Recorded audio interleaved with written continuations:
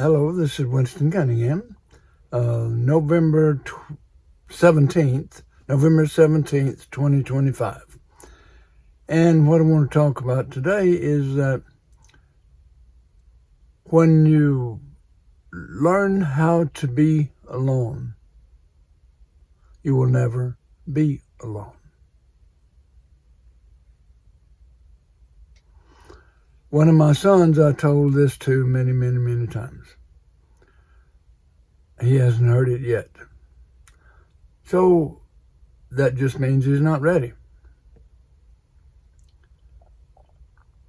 But I've always had this sense of what it was like to be alone, even though I didn't really understand it. I didn't understand a lot of things. Well, I did some, but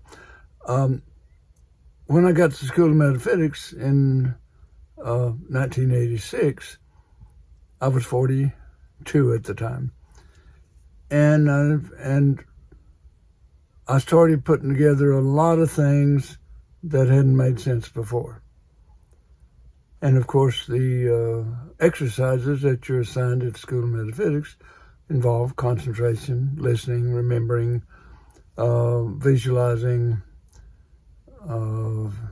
perception, all kinds of things that all combine together to make things make a little more sense, or a lot more sense.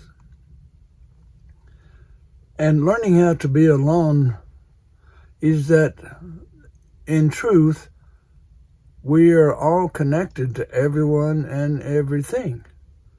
It is only in the seventh level of mind, the outermost expression of who we are, that things get dim and confused and so forth. That happens in the seventh level. And once you begin to go above that, you begin to have more of a sense of who you are and how you are connected. And there's many ways to come to that. And I like being on the planet on this planet, I guess, at this time, because there's a great awakening happening. And I think I think a lot of the stimulation for the awakening was provided by the Earth chakra located at the College of Metaphysics in Wendyville, Missouri, which is the chakra for intuitive man. And so the vibrations from this chakra going out, I think people connected with it and started wanting to understand more of themselves, wanted to look to see what more there is. And as far as my understanding is that a lot of this stimulation came directly from, or indirectly from, this Earth chakra located at the School of Metaphysics. And Dr. Conor Rothermel told me all about that. I couldn't see it at the time. I said, well, how do you know it's there? She said, I can see it. Okay. But and the vision for the School of Metaphysics, and I don't know if it's changed since I was there. It's been 40 years. But they built a peace dome on the College of Metaphysics property, and there's a lot of good coming from that. And the story was the goal or the plan was to build a pyramid on this college property that would go into the ground as far as it's stuck up. And that would allow for a lot of further research into mind. And of course, the School of Metaphysics has been doing research into mind for the last 50 years. They were incorporated in 1973. They'd been going a few years before that, and Jerry Rothermel and I was just learning the other day Terence Lamont divulged.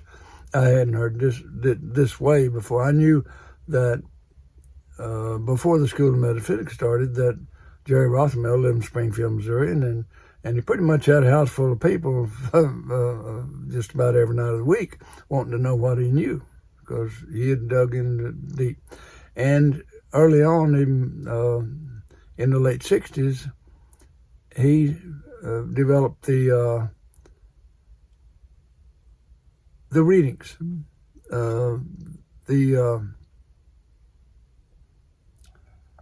listen to Terrence Lamont on YouTube, and you'll get some more information there.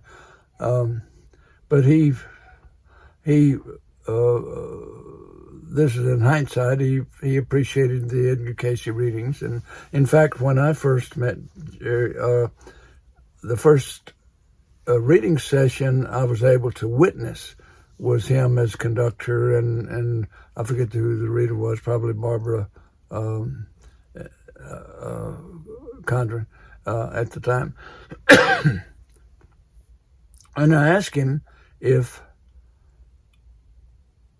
he learned what he knows about the readings from Edgar Cayce. And he said, well, he came to it on his own, but there happened to be some similarities. That was his way of answering that. And they are different, but they developed, like for the past life readings, for instance, comes from the Akashic Records. And the Jerry Rothmel was a pioneer of these readings of various types, as was Edgar Cayce earlier. And before I got to the School of Metaphysics, I had read some of Edgar Cayce's books and liked. I was always kind of interested in these things. In fact, I had a term paper I had to do in high school. Well, didn't do many of them, only one actually. I had a small school and it wasn't very complicated. And we were supposed to use a number of resources and do footnotes and all that stuff. And that seemed like a whole lot of work to me. So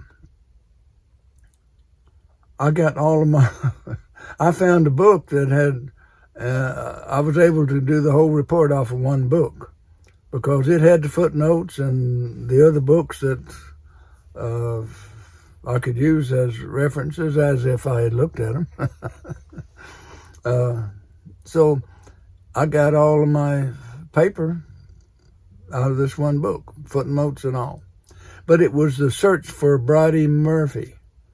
And it was about a psychologist who was using hypnosis, was regressing a person back to childhood and so forth. And they went, I don't think they intended to in the beginning, but they went a little farther and went into a past life.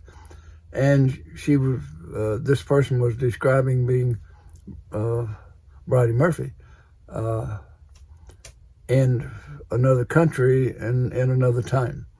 And they were able to actually find some evidence of that gravesite and so forth. But I was interested in, now this is when I was a teenager, I was interested in past lives then, even though it didn't,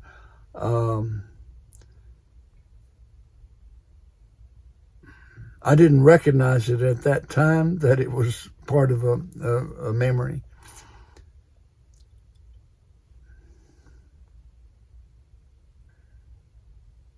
And even when I started at the School of Metaphysics, everyone would, at lesson 8, which was in the first few months, at lesson 8, everyone would get a past life reading.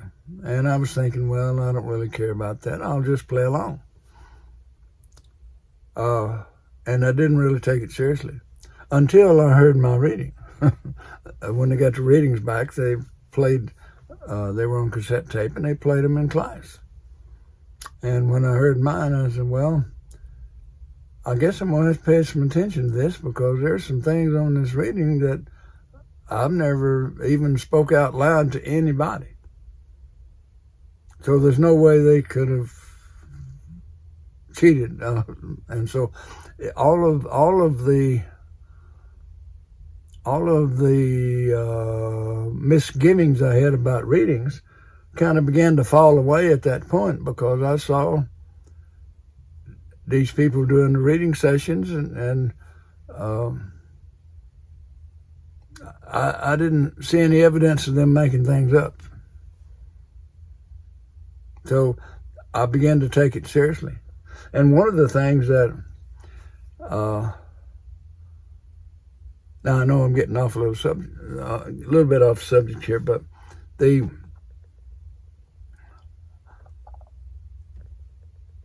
one of the things pointed out on the reading that got my attention, there was other things, but this is the main one, is that I had always been afraid of going to jail. And it made absolutely no sense to me. I said, well, what's the big thing if I got to spend the night in jail? And I got stopped a couple of times when I was traveling on the road in business, in a different state than what my tag said, even though I lived in the state where I got stopped. And I never carried much money with me. Probably didn't have much to carry. So when it come time to pay the bill, I said, well, what if I don't have the money to pay the fine? And they said, well, you just go to jail. And I started doing some tall talking. And in both cases, one in Louisiana and one in Texas, and I lived in Texas at the time, it happened to me that there was a good possibility of me having to spend some time in jail. And I managed to talk my way out of it. But I didn't know why that was so important to me, or why it was such a big deal. But when I got to past life reading at lesson 8 at School of Metaphysics, it pointed out that I had caused a riot in Russia in the 1500s, I think it was. I caused a riot among the other servants. That's the way it was worded. And they pretty much threw me under the jailhouse. And I spent that whole lifetime in jail, and I died at 39 in prison, or I was killed, I think. And I've been killed a couple of times in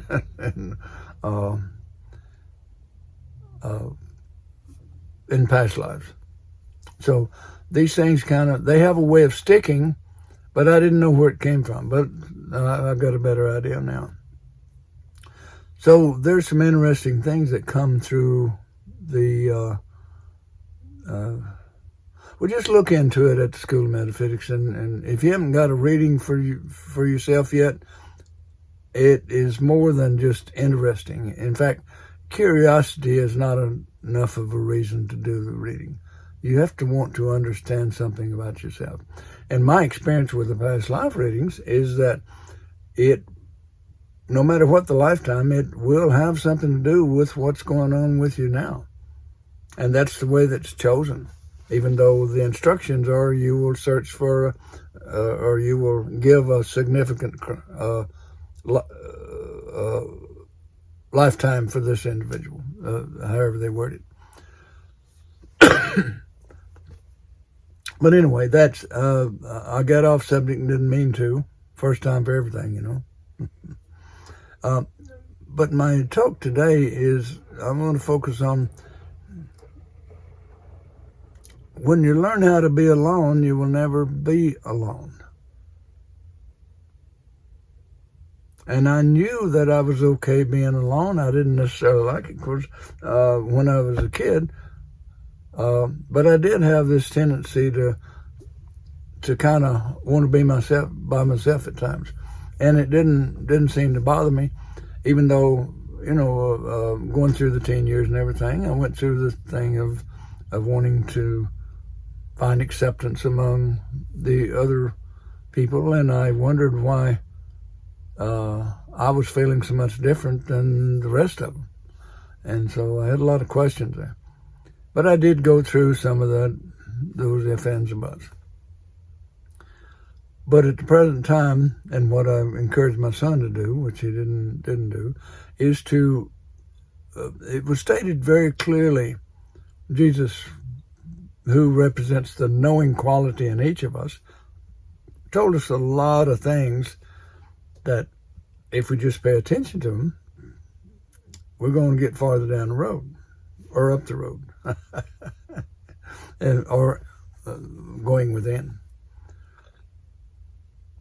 What he said was that be still and know that I am God. So even though I don't have a clear picture of what or who God is, I do know that I have all of that within me. I am connected with all of it. It's not separate from me. I don't have all the details. I don't need all the details for where I am. I need to keep my attention on where I am at this present time, because that's where the learning comes in, and that's what I'm doing here. And I finally settled in that, earlier on, like in my 20s, I kept wondering, whoa, why don't this stuff just go away? Why do I have these questions? Am I bothered and most people are not?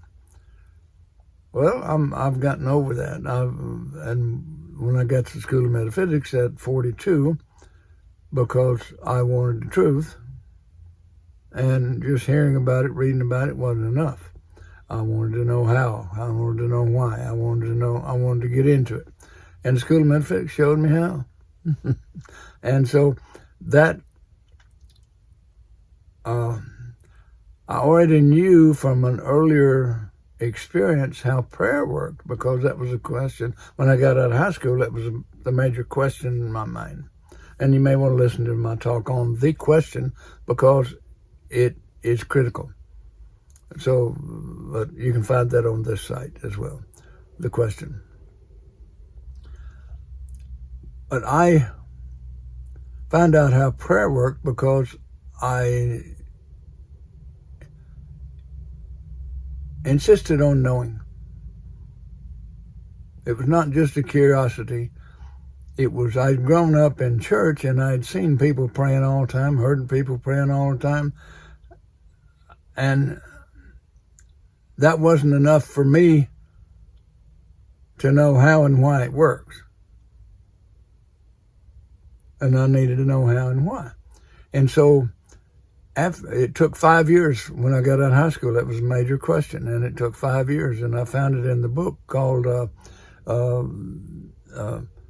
Hidden Power of the Subconscious Mind by Dr. Joseph Murphy from the University of India.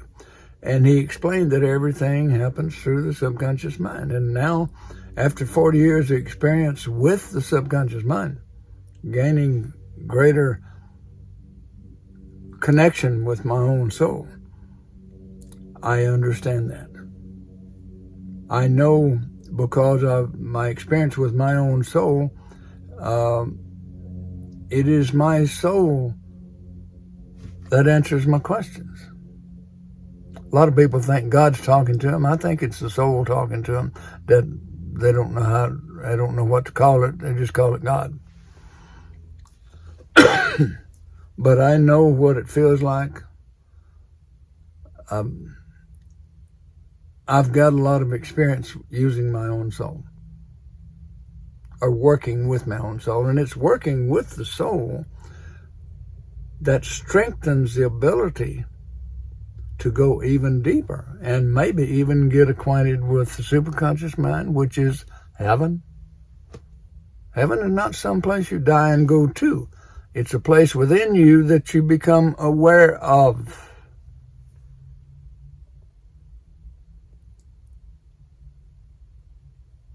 And when I spend time alone, there's a lot that opens up within me.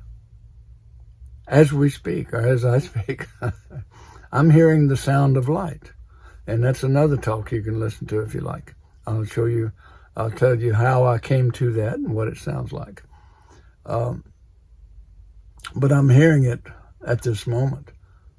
And I know when I'm hearing that, I'm also feeling that. Every cell in my body comes alive at that moment. And I know that I am connected within to everyone and everything that I need to. And I'm remembering another thing Jesus said is that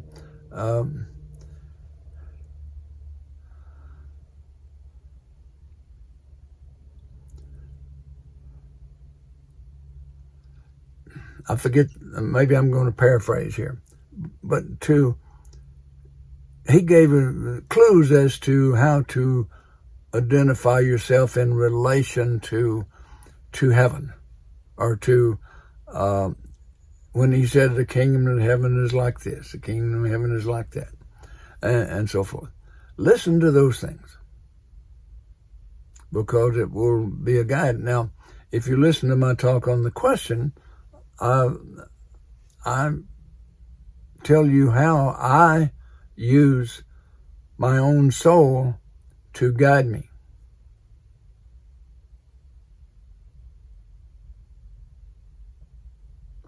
Be still and know, not believe, be still and know that I am, which is the light within me, is God.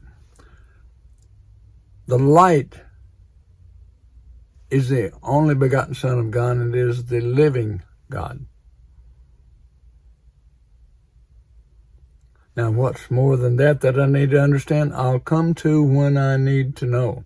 And that's another talk I did, because our subconscious mind provides us information on a need-to-know basis to fulfill our mission, which is to become totally acquainted with who we are, so that we can, like the prodigal son, go home. And when I'm alone,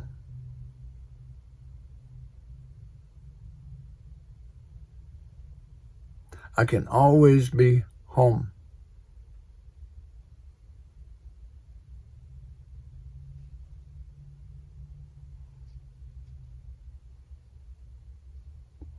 Meditation is that practice of listening within for the answer to my prayers, and my prayers are answered from my own soul.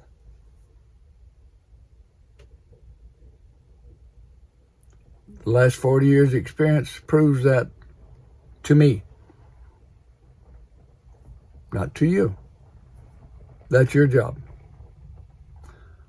All I can suggest is that you look within for the answers, and your own soul will provide you with a way to see the answers, or connect you with an experience to where you can understand it. It's all about connecting with your own soul. And don't be fooled by hearing the term soul mate. Your own mate is your soul. Your soul mate is your own soul. If you have a congruity with another person, and you think it's magic, or that God sent it to you, it's just that you are familiar because you had spent some time together in previous lifetimes. This is all. This is all. It's all rather simple when you break it down. And there's a lot I don't understand, but there's a lot I don't need to understand. I only need to understand what relates to my movement forward from where I am. It's not my job to compete, to try to be the first one to do something, all of that jazz. That's just foolishness. Now, using other people and being friends with other people, there's a lot of use for that. Because hearing another perspective from another person may give you a little bit more, a way to find some more insight. And the experiences that you have together can provide valuable insight.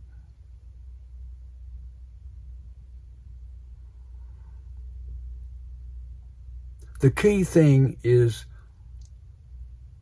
to appreciate your aloneness.